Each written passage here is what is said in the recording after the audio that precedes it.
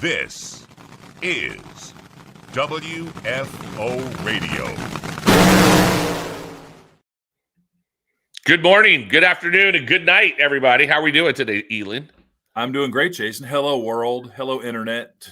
Yes, you were looking to go ahead. Life's a Drag. Back at it. Start sharing the show. Start buying the merch. Yes, you were looking at two weary people, two weary travelers. Yeah, I'm actually feeling pretty good today, but I think as I mentally girded myself, I have to bring my A game for this show because the fans expect it. I want to give out quality. Hello, Monica. I want to give out quality product. What's up, Dana? But I believe after this, I'm going to go get some food, and then there could be a big nap in my near future. Oh no, not for me. I get to go drive car boats around till 10 o'clock tonight. Hey, let me just go ahead and send an alert out to Disney Springs or Holiday Springs or wherever. Chances of you just like your circles being very dangerous today with Jason Logan, very high. Yeah, very high, very high. So yesterday I flew home. My flight wasn't till like 1 o'clock leaving Ontario. I didn't get home till like 10:30 last night, but I was in first class. That's the only saving grace. But yeah, it was decent flights, very good. On the way out to Ontario, and I got delayed 2.5 hours. That was off the heels of the government shut. By the way, were we in California for a month? Yes, we were there. I believe we're now 3 weeks away from Gainesville.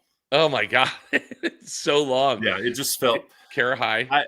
I've never done less and been more exhausted. Right. Listen, I did not even go to the track on Saturday.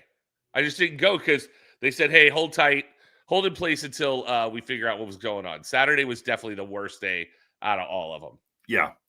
So, as you know, if you follow this sport, we did not do any professional racing at the In-N-Out Burgers finals. No.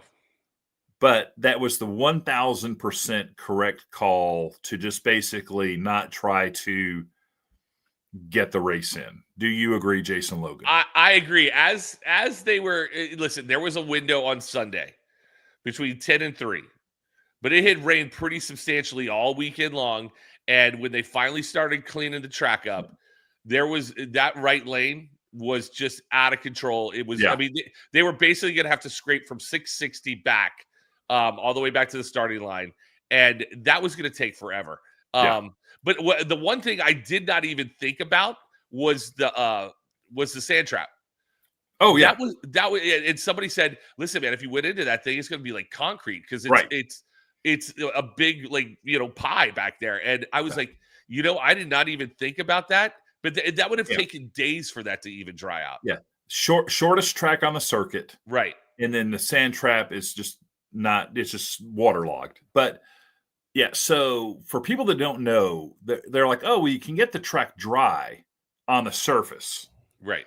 But then there's all this water underneath the rubber, and then you put a 12,000 horsepower car on it. It just thrashes the rubber, and then there's water seeps up, and then it was just nothing anyone could have done. The earliest I think truly we could have been in a quality racing situation would have been today. Yes. Based on the weather in California, we would have been starting on Wednesday.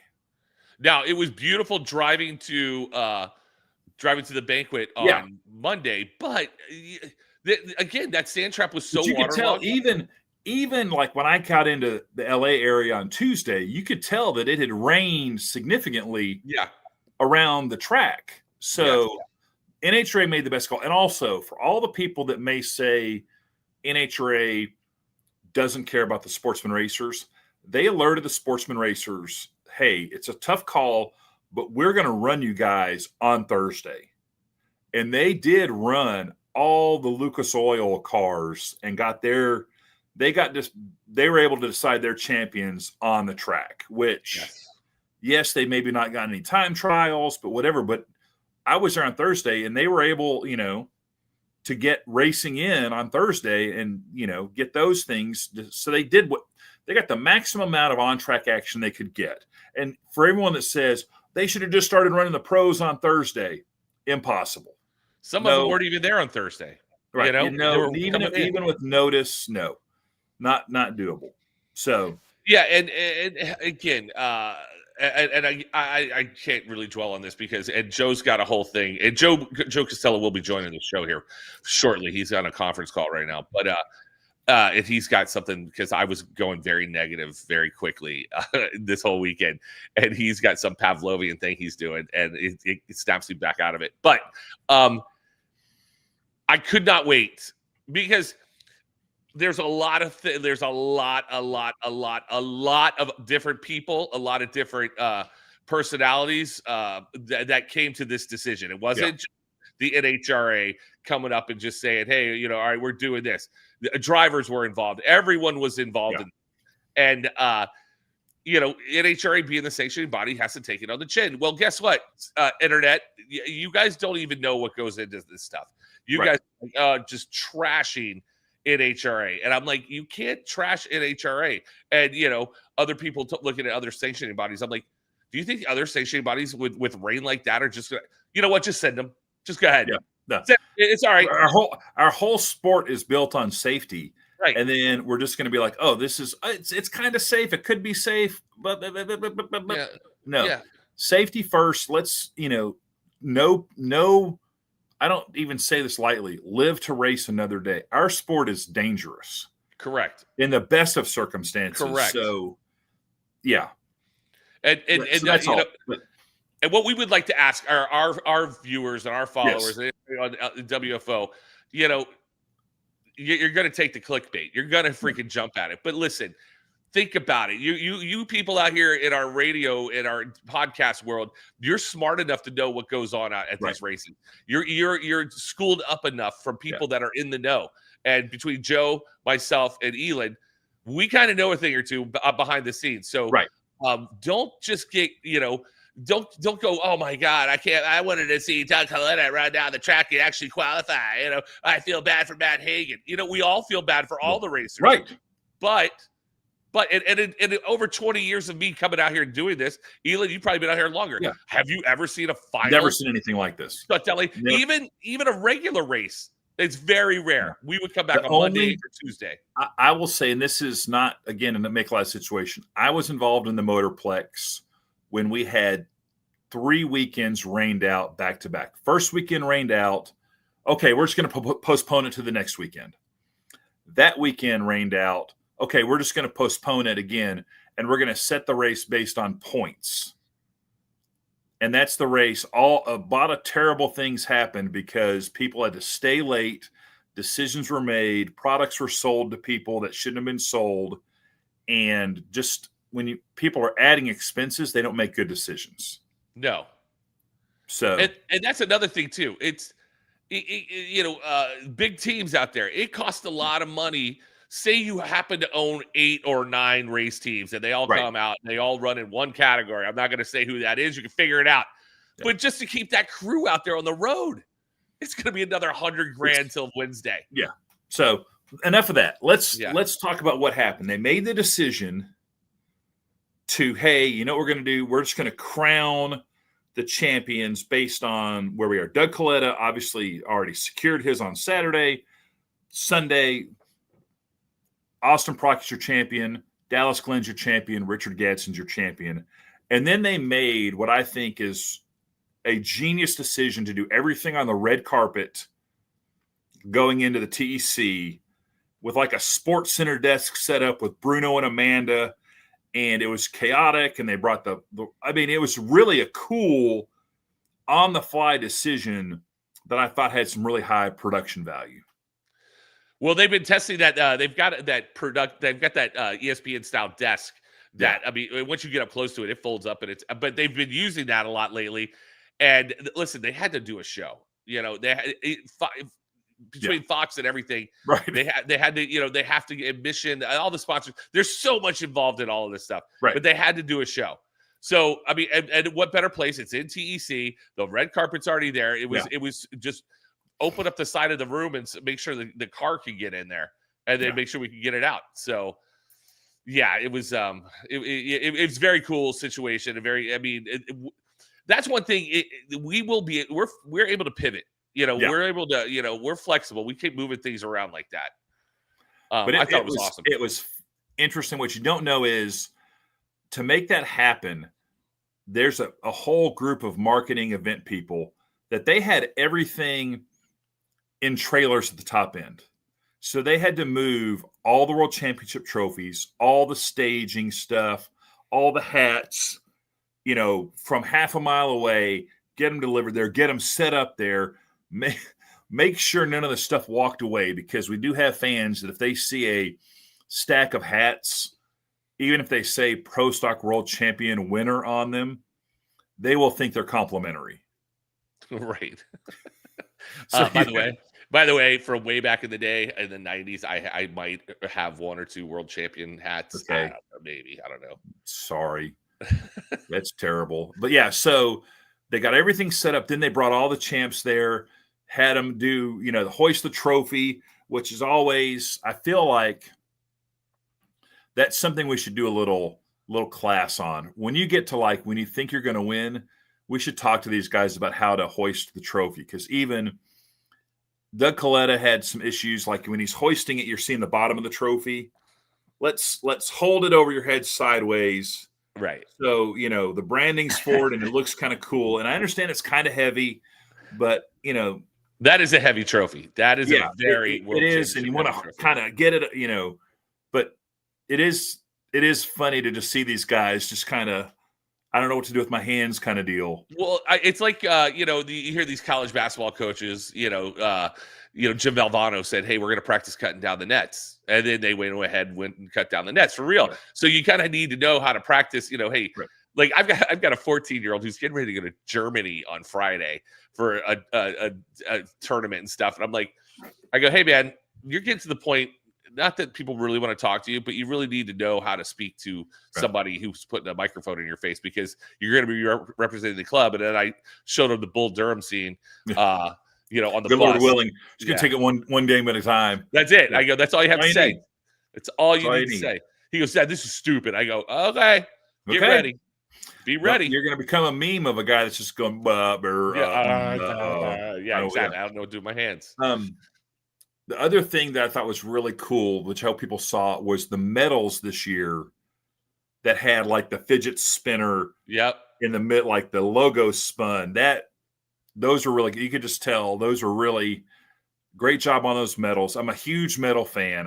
The medals went away for a while, and then they brought them back, and I just medals for me. Yeah, I did like that. I mean, Joe posted a picture of that medal spinning. I'm like, oh, dude, that is actually very cool. It's good very for those cool. guys. They do spend the money where it matters, I feel, or at least the past couple years. The renewal gift for this whole year. Yeah, the championship ring. Come on, that thing's awesome. Even the event pins that you can get at Nitro Ball, those things have been awesome. Yeah. I mean, to the point where I'm like, yo, I didn't get my event pin. I need to go find one. I did a poor job of tracking down event pins. So they did the winner's circle. Everyone got all their photos and interviews, and the TV show looked great. And there was some melancholy this weekend with it was sad that Brittany Force didn't get her car on track, but she won the last race she ever raced, which I think is cool. Very cool.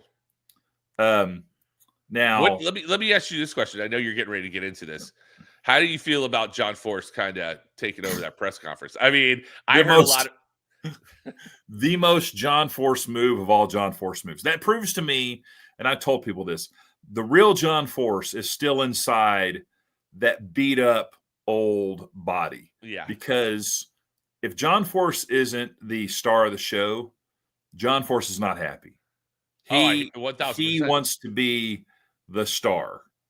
And literally on Thursday, they had this big plan to do this press conference to announce Brittany's farewell to the sport and the In-N-Out Burgers World Finals and all this stuff. And they did it at John Force's shop in Yorba Linda, which is a 3-story building. It used to be an Infinity dealership.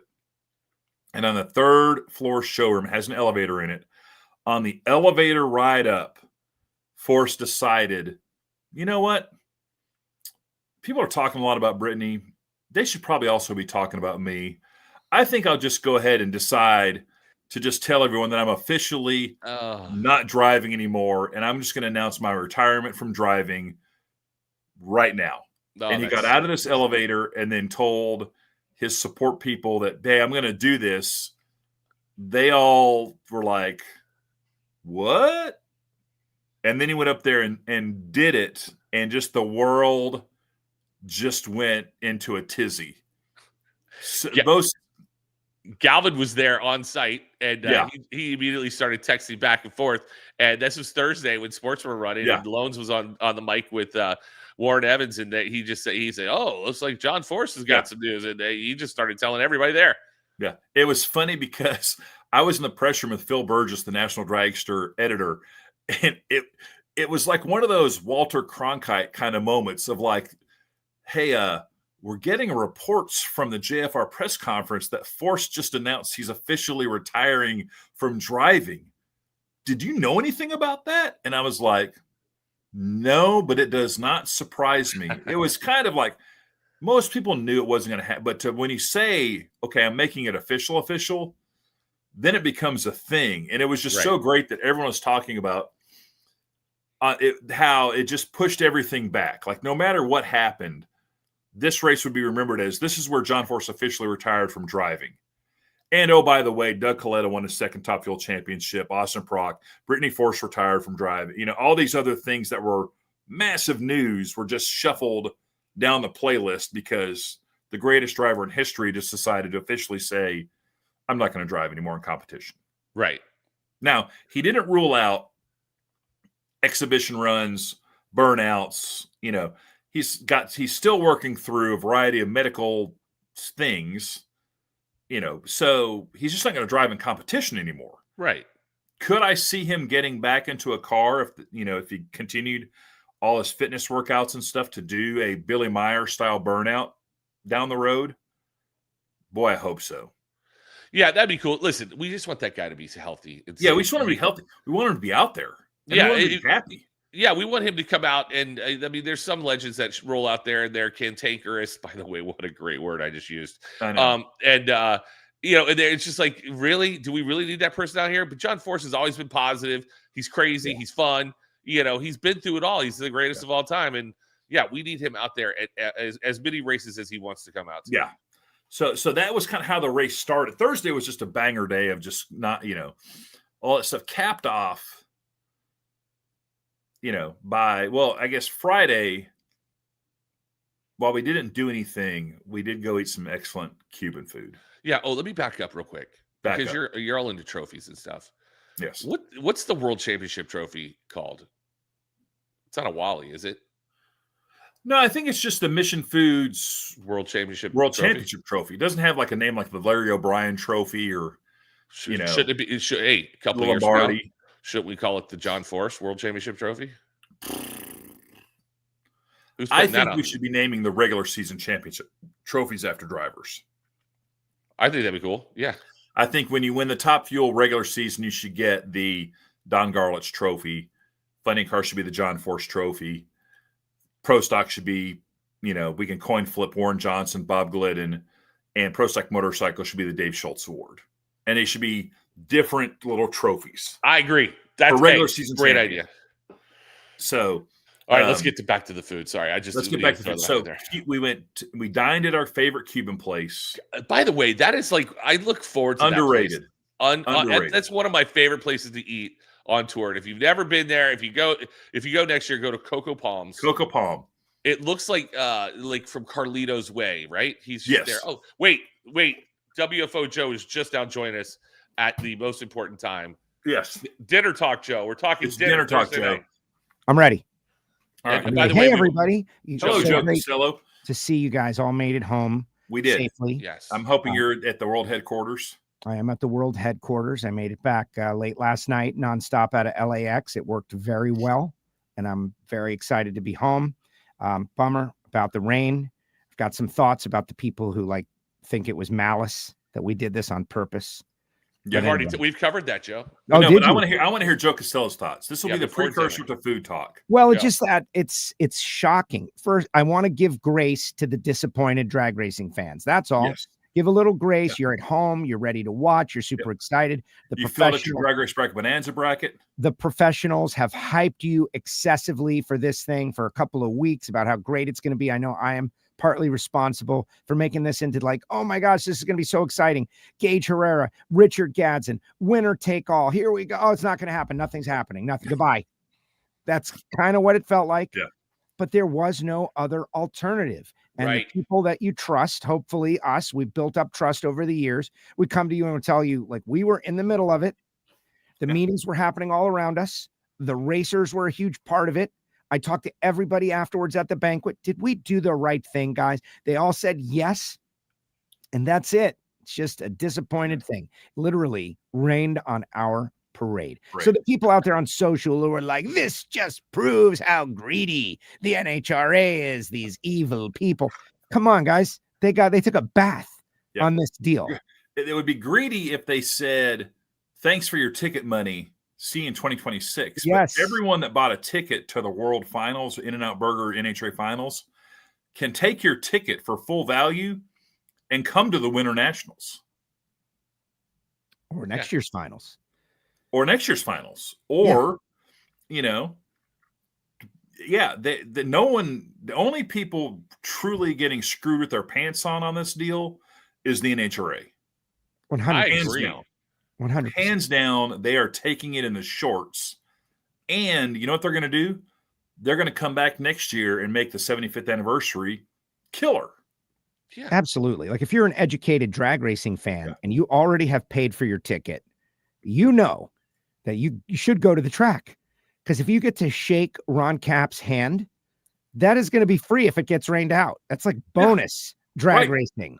Because you're going to get to come back again next year. So you can do your shopping. You can go meet people. You can hang out with Lozone and then get a rain out ticket, which is what happened. Joe, we've already given this audience their flowers today because this is a smart audience. Yeah. They know what the deal is. They all get the concept. I have empowered them earlier to go online and just start ripping. We've deputized them. Yeah.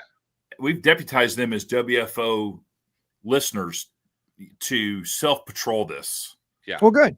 And there was one guy on Twitter, just one that irked me. He's not an NHRA person. So it was particularly annoying that we got a little coverage from a guy with like 20,000 Twitter followers. And he's like, how do you cancel your championship race? I mean, it's the championship race, blah, blah, blah, championship race. And I had something penned out. It's not the championship race. It's one of 6 championship races. Correct. We tally points for a reason. If it was a championship race, there would be no reason to count points. We count points in case any one of the 6 or multiple happen to get. And so I thought about fighting it out with him on Twitter. And then I thought, what am I doing? Why would I do that? Why would I waste my time fighting it out with a rando on Twitter? No. And I moved on. I weighed into it a little bit on Sunday night. I'll be honest. I had a couple cocktails in me and I was just kind of feeling just a little ornery. And I just, on the NHRA's Twitter post about, hey, this is what happened. And then like 20 people weighed in. And I just went at them like, hey, safety, the whole deal. And then they kind of came back and then with their other opinion. And I was like, just keep doubling down on your dumb ideas. Right. Yeah. Keep doubling down. Yeah. Look, they're just the disappointed people. They're disappointed people. I stopped because you can't, yeah. It's like putting lipstick on a pig. It wastes your time and it annoys the pig. Yeah. I was the same way with some lady named Janice. If you're out there, Janice, respond back because what I sent you was dead on. Yeah, freaking people. So Joe, we touched on the most forced thing of force taking over the Brittany Force press conference. You guys talked about that. Yeah. Oh yeah. I'm standing on this. That's proof that real John Force is still inside that beat up body. That brain has been shaken and rattled and rolled. But trust me, effing real John Force who says, "Oh, too many people are talking about other people besides me. They need to be talking about me. I don't care if it's my daughter. I'm the biggest show in town. No one's talking about me. Let's go. I'm officially announcing my retirement from driving to interject myself into this story." 100% that's what happened. Well, allow me to add, though. Yes. Okay.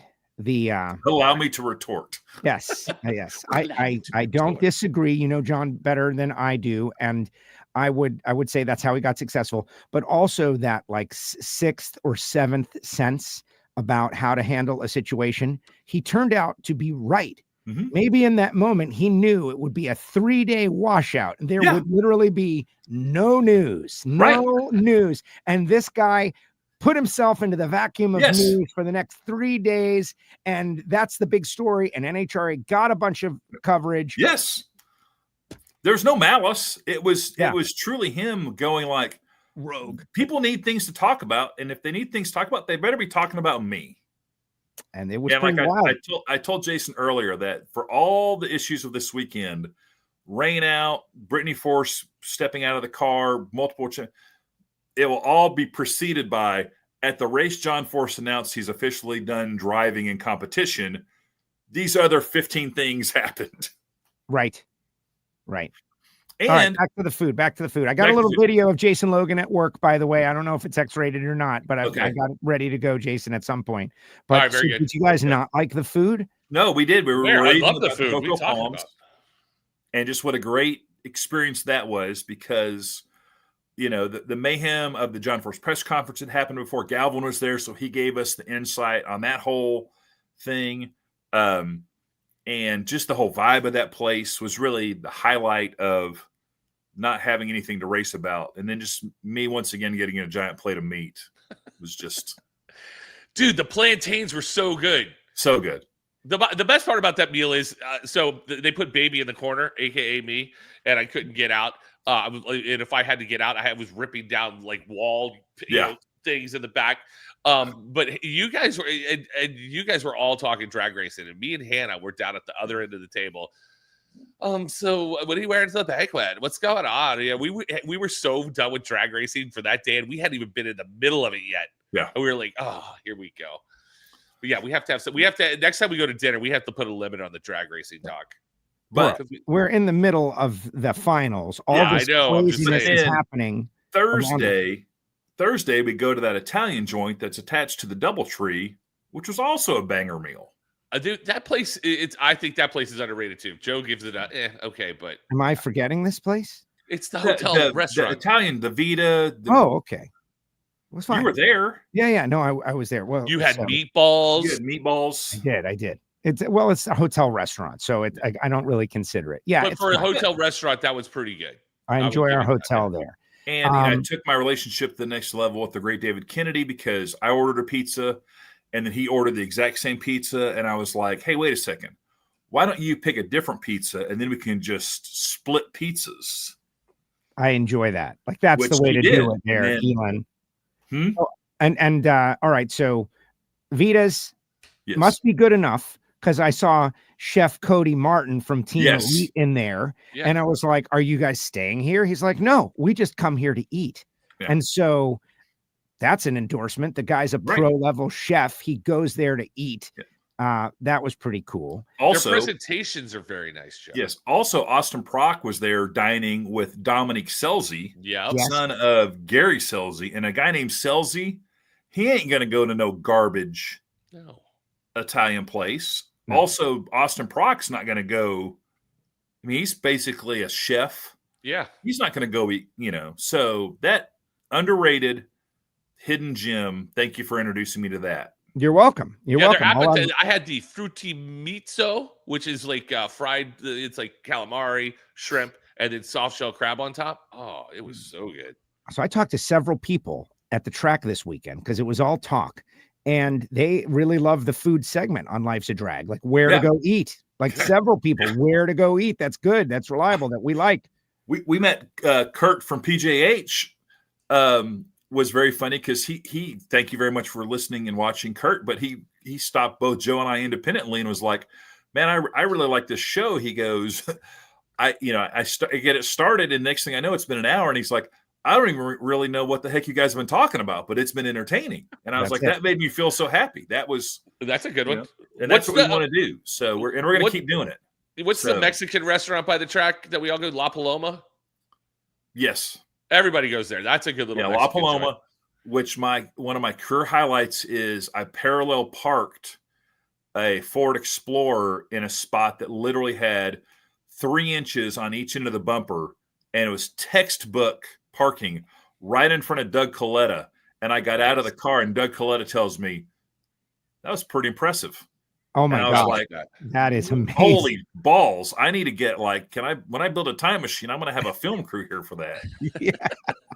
Because he was genuinely like watching, and I didn't realize he was watching because he's like the silent assassin at every level of his life. Lucky you, if you had known he was watching, that would have just busted out tail lights and it would have been a disaster. But we did not make it in Northwood. That was impressive. But we did. So, Elon, we were going to mention on Wednesday. I had gotten in on Wednesday. You were not there, Galvin. Yeah. Galvin and Josh Hatchett had already formed a plan for a Wednesday dinner. And I want to mention this to everyone because this was maybe the best meal of the weekend. Coco Palm was great, and I loved it. Yep. But this place is called The Derby.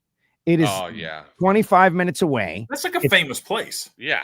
That's why I'm so excited about it. It's right near Santa Anita. And this is where the horsemen go after racing. The owners go have victory celebrations. It's been there 103 years. Ooh. Right. So it's my kind of place, like old school, the horse, the colors and all the different, horseman type stuff. I'm not that knowledgeable, but I like it. Right. And I went in there and had a great prime rib. I was very impressed. So it's on the list for next year. Okay. Yeah. All right. It was very good. And we're going to a little bit of a drive. Hey, but I'll drive. I mean, obviously, take a look at me. I'll drive for food. I'll walk for food. Yeah. So no Northwoods Inn, unfortunately. No Northwoods Inn. All right, let's pay some bills real quick, and we'll come back and let's get into the banquet. And then I want to talk banquet. Yeah, we're totally talking banquet. Here we go.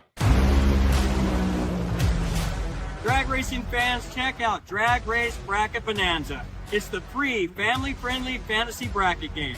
Now, after final qualifying at every national event, you can fill out your bracket for all the pro classes.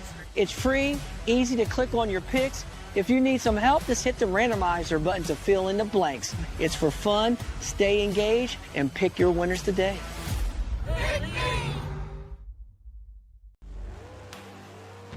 The number one source of friction in your engine is not what you think. Piston rings rubbing against the cylinder walls generate more friction than any other part of the engine. More friction and temperature means more wear and less horsepower. Fortunately, the team at Total Seal knows how to reduce friction and wear through innovative piston ring design. If it takes a piston, Total Seal can build a better ring.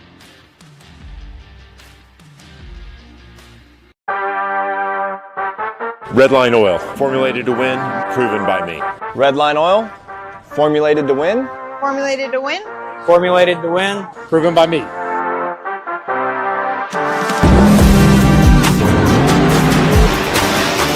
Formulated to win, proven by me. Proven by me. Proven by me. Redline Oil, formulated to win, proven by me.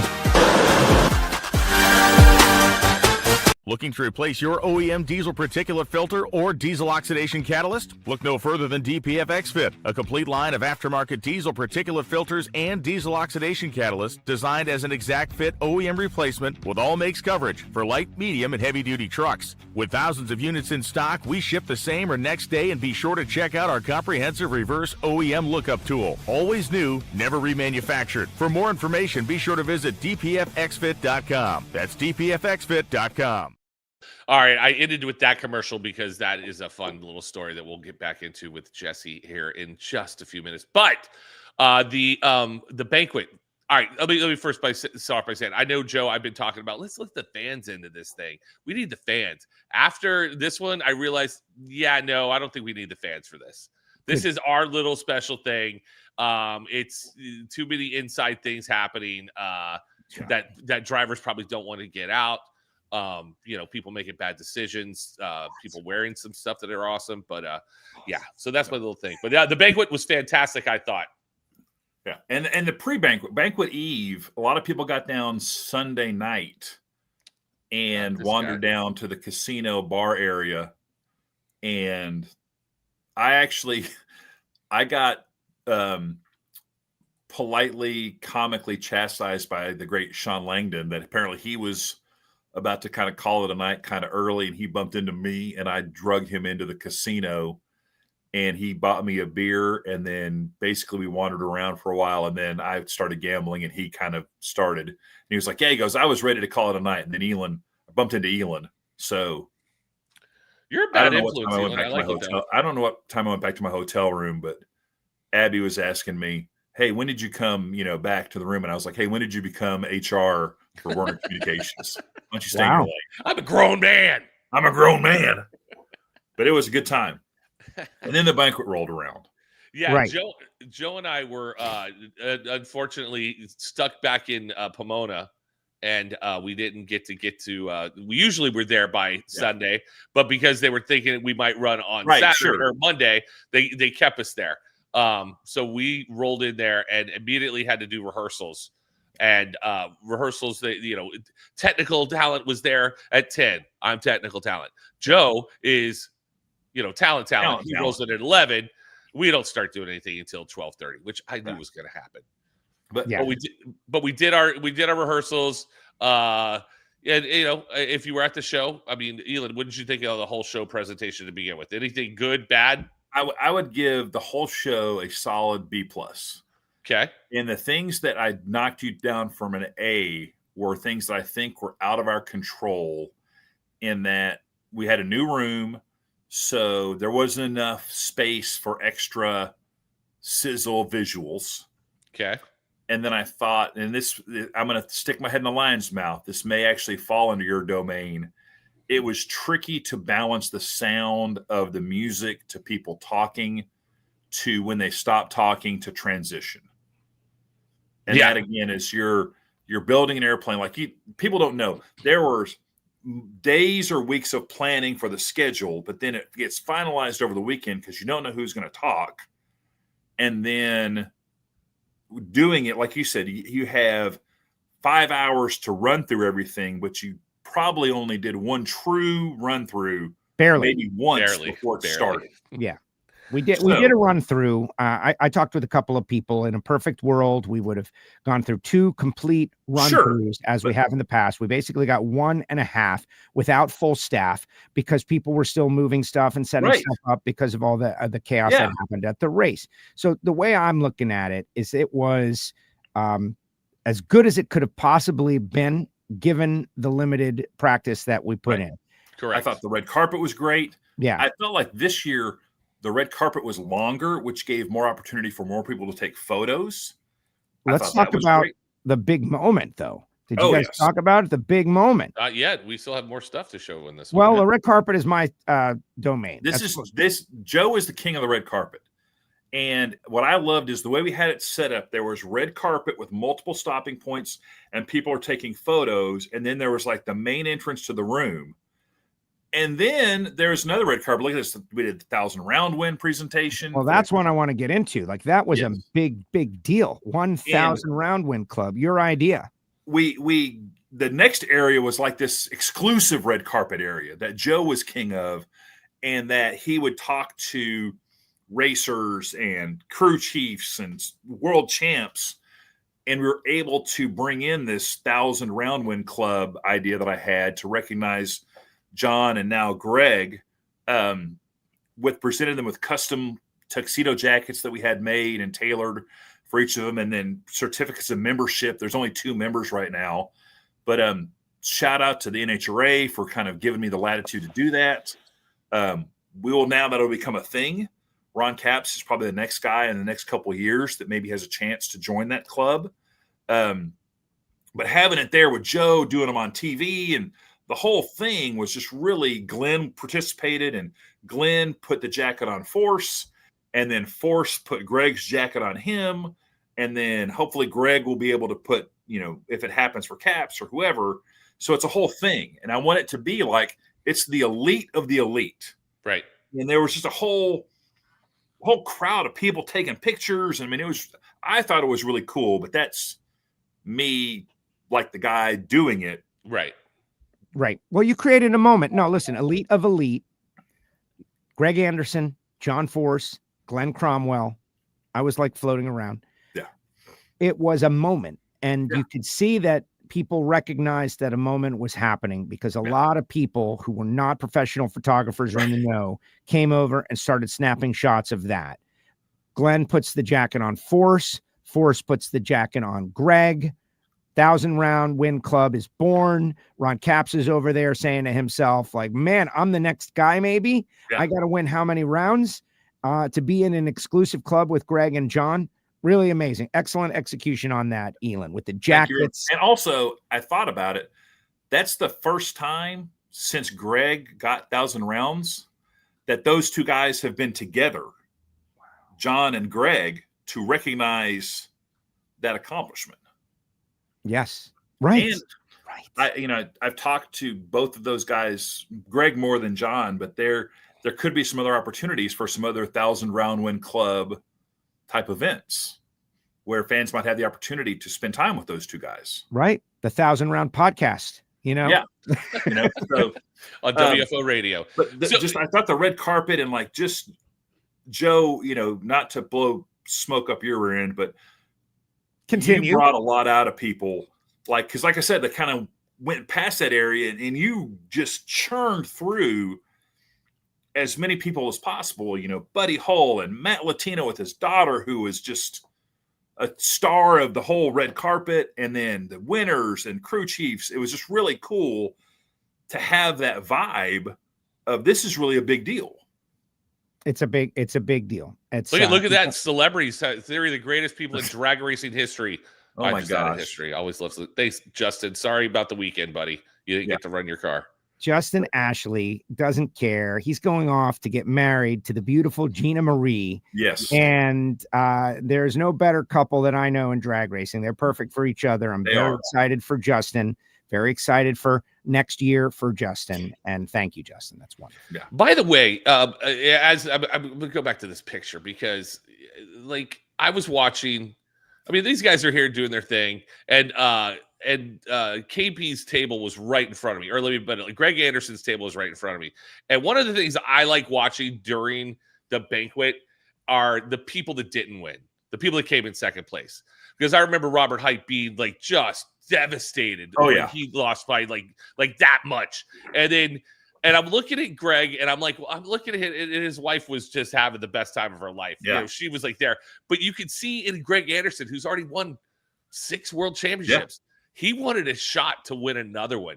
And I felt bad for those guys where, it's you could just see he's like, yeah, I'm here. Whatever. I'm doing this thing. I'm 1,000. I got this thing. I got that thing. But you could see in his face, man, what would have been? What would have been if I could have gotten out there on the track? And that's the thing I like watching at the races. And that's what's great about sports in general is it was something out of his control.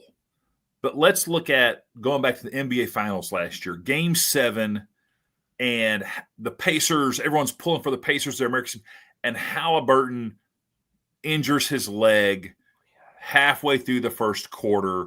Right. And you can tell the Pacers are bringing it, and it is going to be, and then injury happens and they hold on for the first half. They go into the half with the lead, but it just doesn't work out. Year. Charles Barkley so close, Jim Brown so close.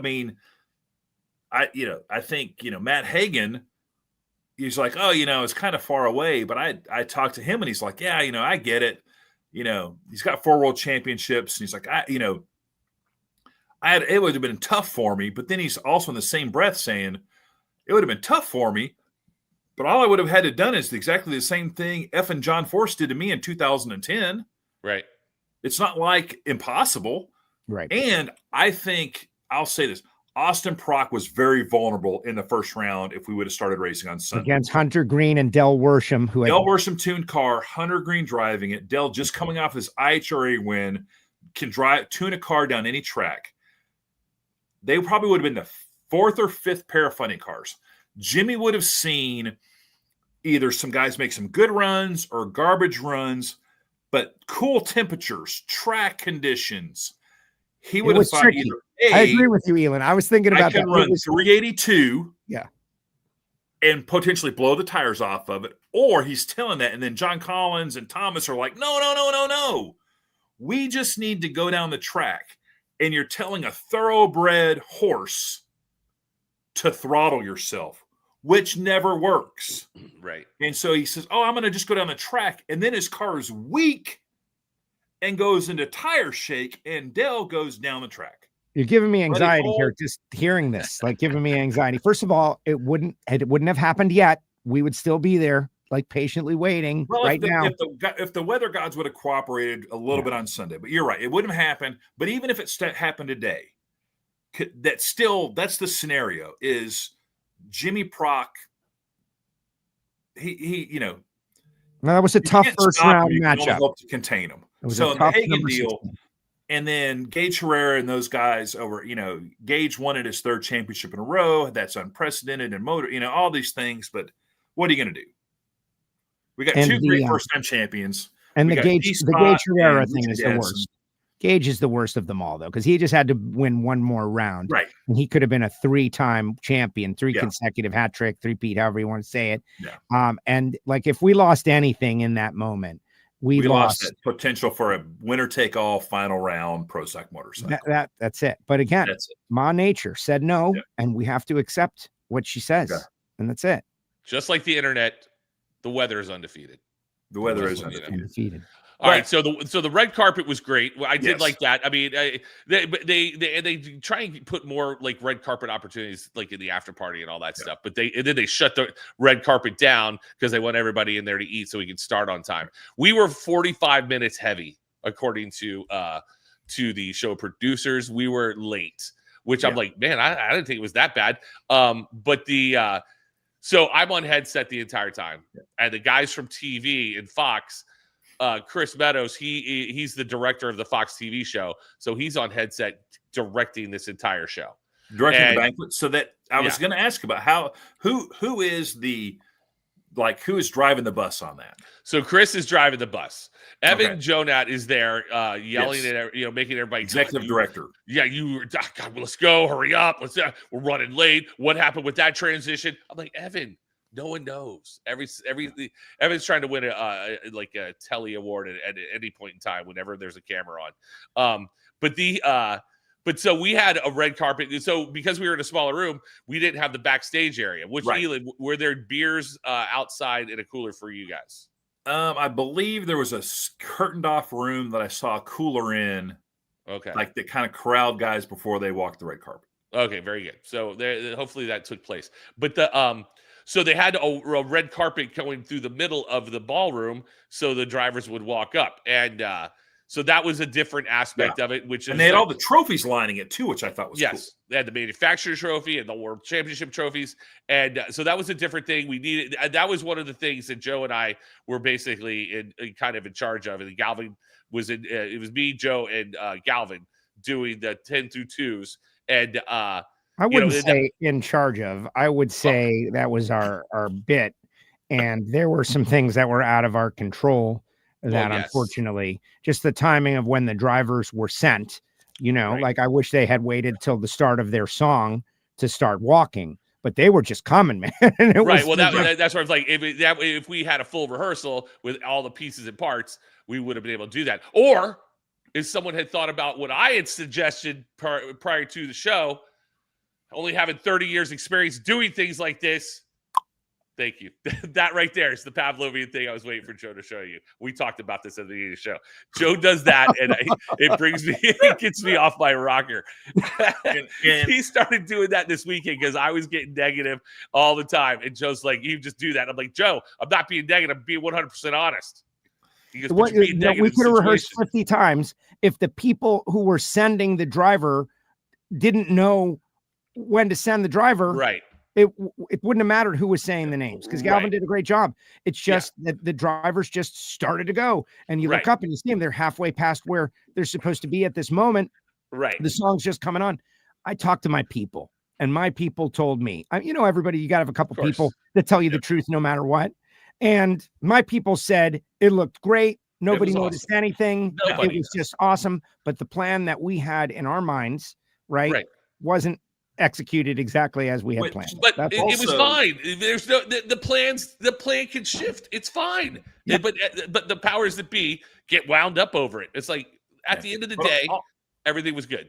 Also, I think that at that point of the show, they're trying to like make up time. So I think there's like, hey, we kind of need these guys to go, which now let's go back to the beginning of the show and how we got to where we were heavy. Yes.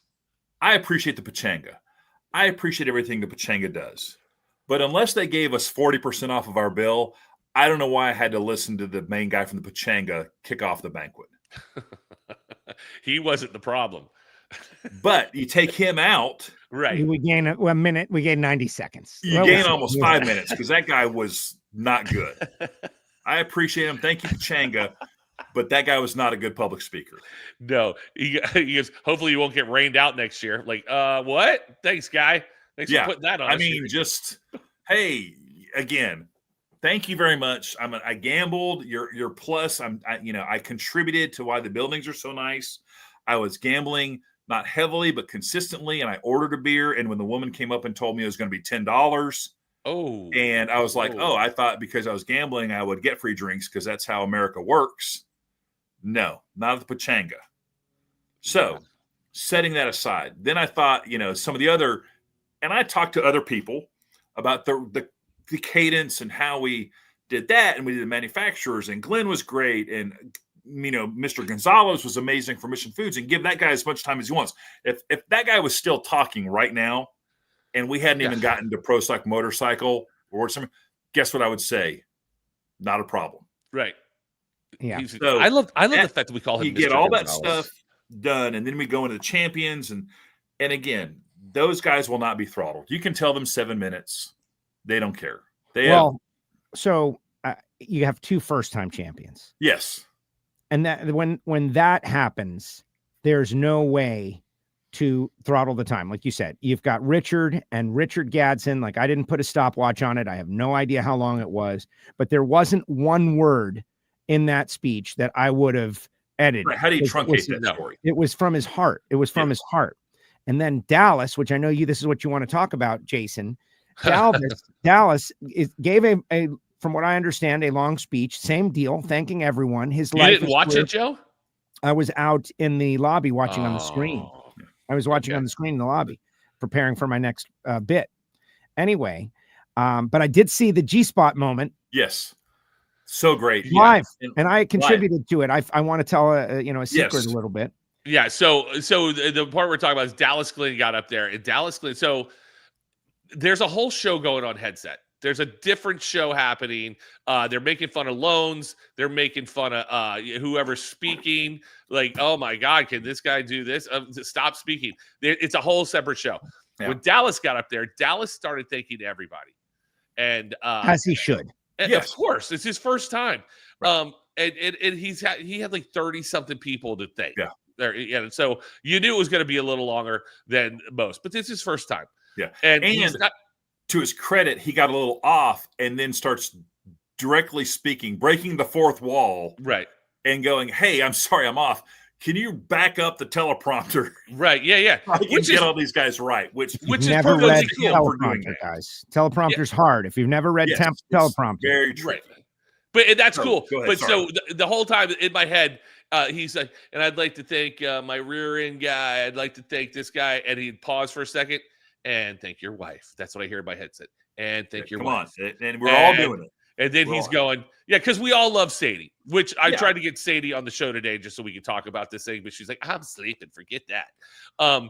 So he thanked everybody, including the person who washes his fire suit. Yeah. I mean, people that like, who? Who did he had a segment where he thanked all his family, and we're thinking, okay, this is at the end of this, right? This is where Sadie's going to come in, and he doesn't, and then he goes to like another category, and like my anxiety level was like, oh my God, is this going to happen? My palms were sweating. But are we going to have a moment where this guy just first time? Right. So I'm up there, and I'm on headset. I go, I'm going to give him a note. I'm going to write him a note. Like, and so I wrote. Thank your wife, ... Sadie, in case you forgot her name. And he's like, I pass it up to him, which I'm like 10 feet from the guy. He goes, I'm getting there. Hold on. He had her set for last, guys. See, you ruined it. He had it planned. The big finish was the Sadie thank you, and you guys were worried he was going to. Well, before that, the Sadie moment was he's going through his list of sponsors, and he has G Sport, which I do not know what G Sport does, but I trust me, based on this situation, I'm going to find out what they do, and I'm going to support their product. Well, I'm actually got 2 G Sport catalytic converters coming for my 2006 Cadillac CTS-V from Jesse, because, catalytic converters go bad. These G Sport ones are high performance catalytic converters. It's not just an OE replacement. So if you've got a car of consequence like my LS2, what are you going to do? The G Sport brand is important. And so Jesse, G Sport is a thing. And Dallas wanted to thank him, and I wanted to thank him. Something happened. And he's had plenty of opportunity to thank them in the winner's circle. And they have an internal joke that Eric, who runs G Sport, is familiar with, that when they're doing their hat dance, it is known privately that, hey, here are the G Spot hats, just in their little group. Well, that is floating around in Dallas's brain pan. So when he's going through his list, he wants to thank G Sport, and he says, and I also thank you, G Spot. And the room. Well, hold on. The camera was on Sadie it was on him first, and then everyone's losing their mind. And the camera guy, who I talked to afterwards, was like, dude, you go see your boss, you get an extra $40 out of petty cash, because that was great camera work. He was already ready to go to Sadie eventually. Right. But they're up there, G Spot, everyone's losing their mind. Immediately panned to Sadie, and she's just like, yeah, full-throated support. So Dallas says G Spot, and the room goes silent. Bonkers. And then he goes, sport. Like he tied it back together. And I want to thank G Spot, sport.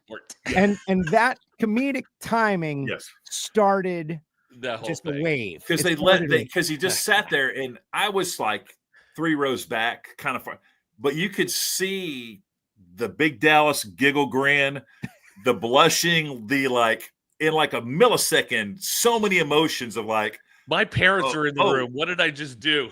Yeah. And then Sadie's reaction, and then everyone else's. It was just it was the highlight of the whole show. The single moment. Thank you, G Sport. The single Thank you, moment. G Sport. G Sport. So as the moment is starting to it's a transition point, right? Like, are we going to move on, or are we going to stay here? No. And Dallas tried to move on. And I was in the back corner on the left side wall preparing for my next bit. And this is where I do little things behind the scenes that no one will ever know that happened, but I'll tell you about this one. And I see Dallas trying to move on. And in my world, no, you don't get to move on from this. You're stuck in the corner. You're trying to get out. You get pushed back in the corner to take more body longer.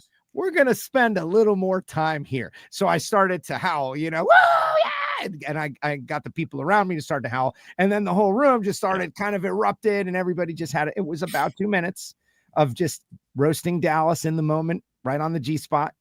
And at the after party, here comes Sadie and Dallas in the room. And I grab the mic and I go, ladies and gentlemen, please welcome Sadie G Spot Glenn.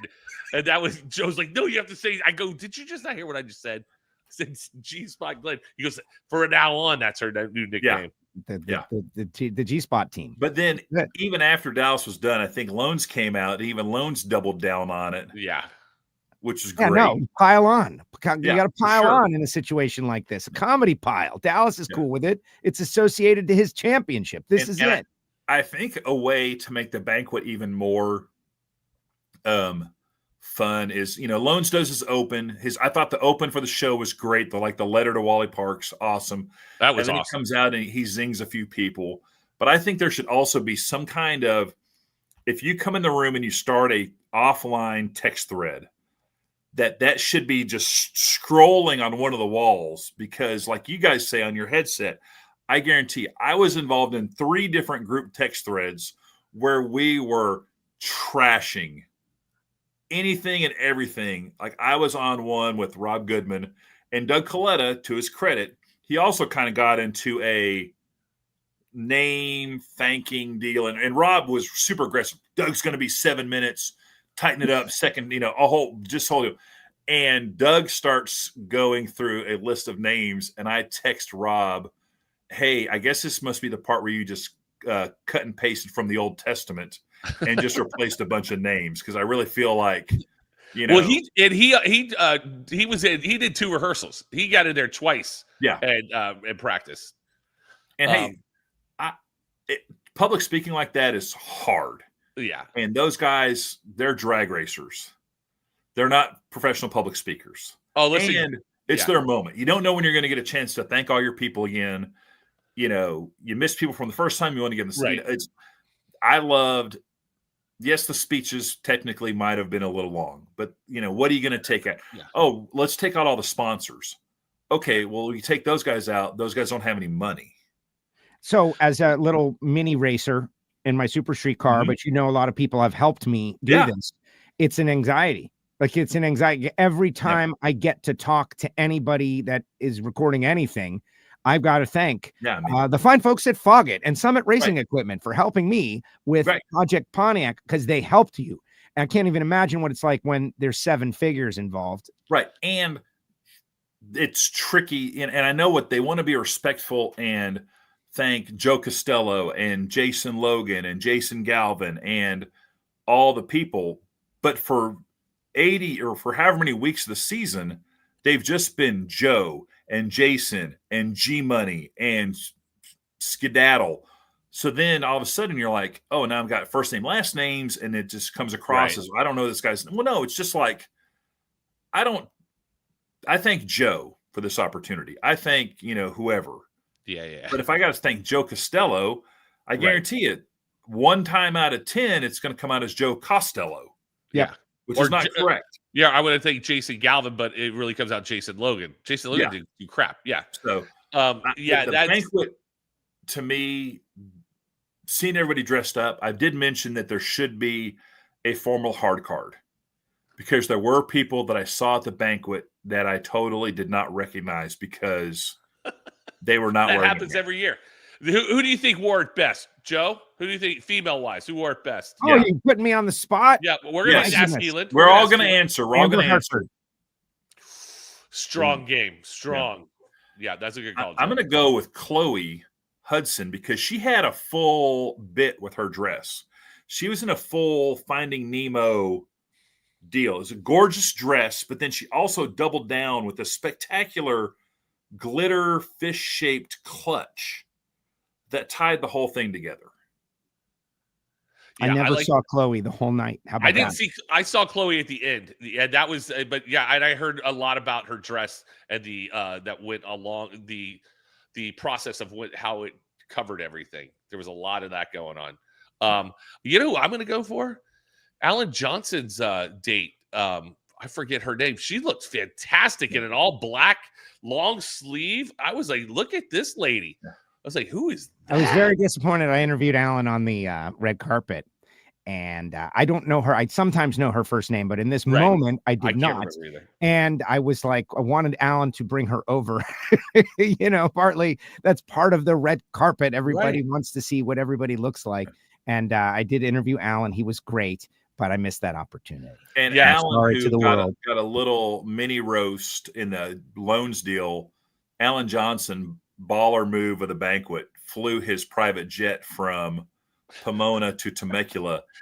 And in case any of you fans want to score how long it takes to fly a plane, 17 minutes. Yeah. I don't even think you can go through your whole checklist in that whole but when you're at Alan Johnson level, the guy's won 14 Top Fuel World Championships, has a thriving engine business.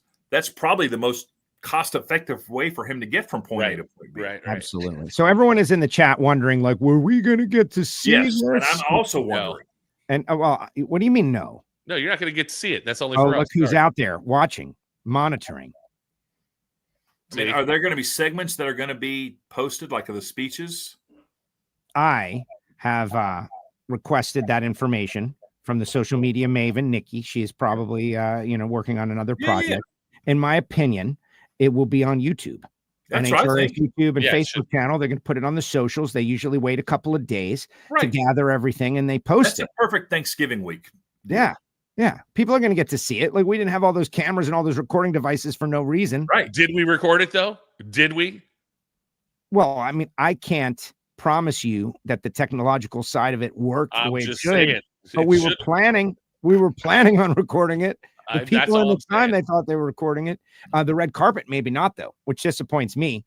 They never transmit the red carpet part. It's only for the people in attendance. But the red carpet, dude, that one year, Joe, when we first did it at Pechanga, your freaking talk up, that was better than Brian Gumbel, Walter Cross. You nailed that thing. And the fact that there's not archival footage of your spectacular moment bothers me. That's why I have no faith. It's all right, Jason. I never tried. I never plan on trying to get another job other than this one. So I don't need I don't need evidence of my great work. I just, you saying that right now. You know, you saw it. You saw it.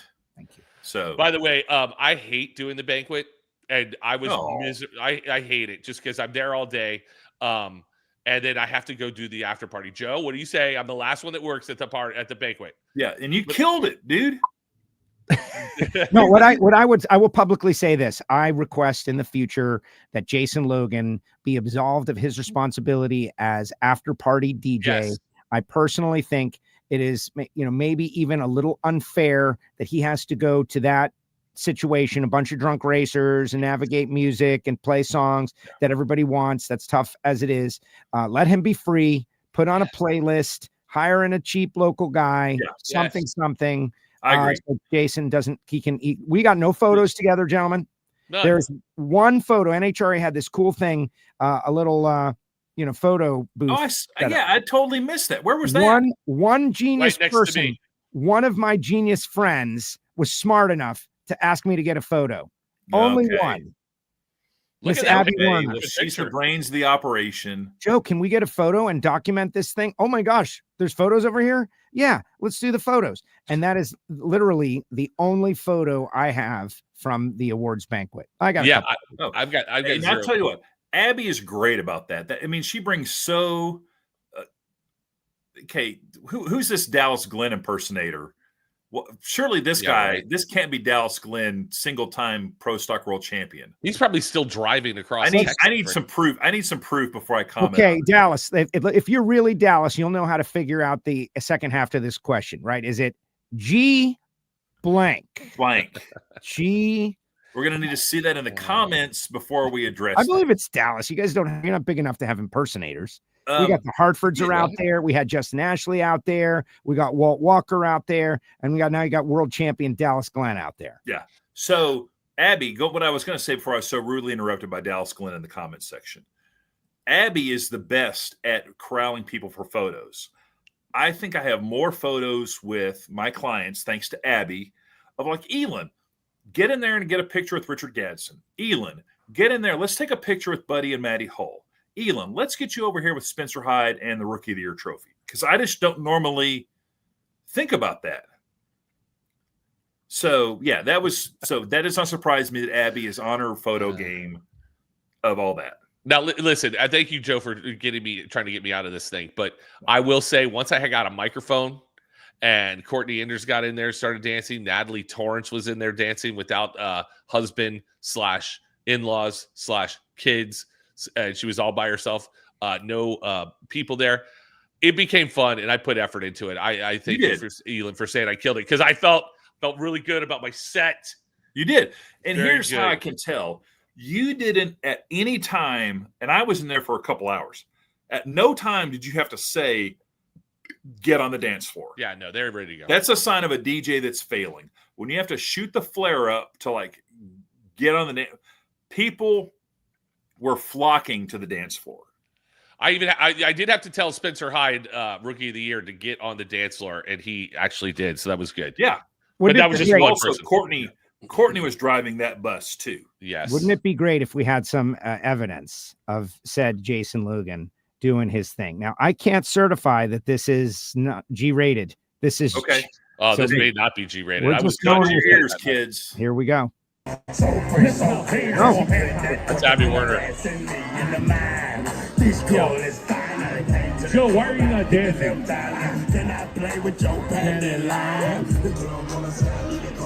Oh, for you, Erica. Yeah.